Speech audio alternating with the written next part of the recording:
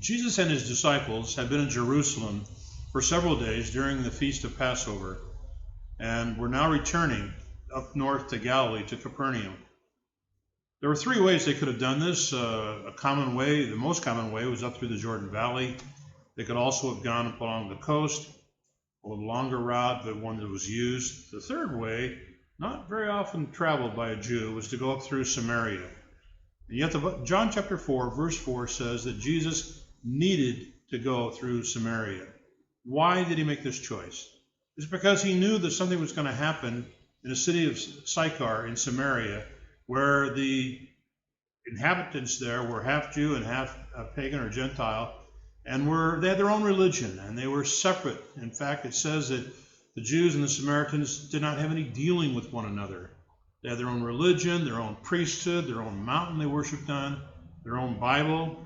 They were completely separate, and they were considered foreigners and not anyone that the Jews would want to be around. And here's Jesus going right up there through that area and starting a dialogue with one of that city's inhabitants. I want us to read about that.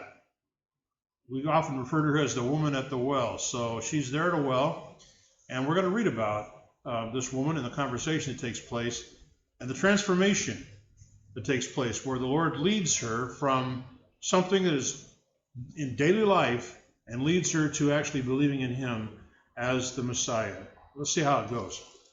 In John chapter 4, verse 5, he says that Jesus came into the city of Samaria, which is called Sychar, near the plot of ground that Jacob gave to his son Joseph. Now Jacob's well was there. Jesus, therefore, being weary from his journey, sat thus by the well. It was about the 6th hour, so it was right at 12 o'clock at noon. A woman of Samaria came to draw water. Jesus said to her, "Give me a drink." For his disciples had gone away into the city to buy food.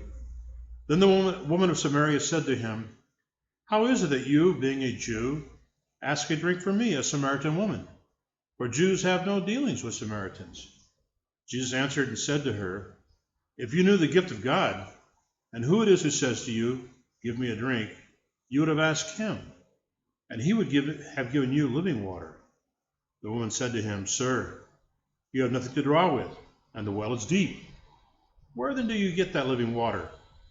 Are you greater than our father Jacob, who gave us the well and drank from it himself, as well as his sons and his livestock?"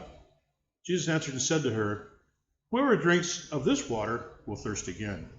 But whoever drinks of the water that I shall give him will never thirst.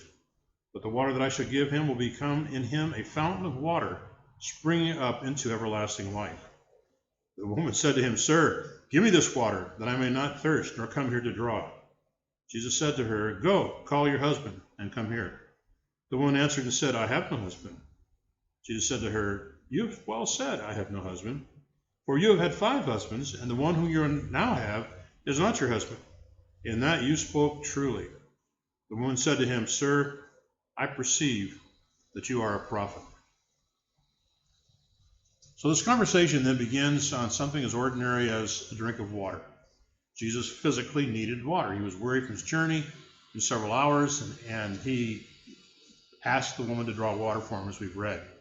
Now the conversation quickly shifts from water that is natural water that we all need, physically speaking, in our bodies, to spiritual water that he could give.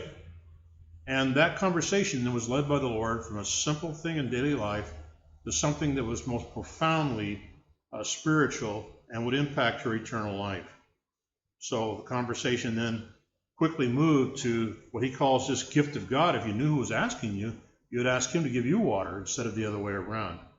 So we see then that the Lord is leading her to an expectation, to a desire to have something that would lead to everlasting life. I think everybody really wants to have that.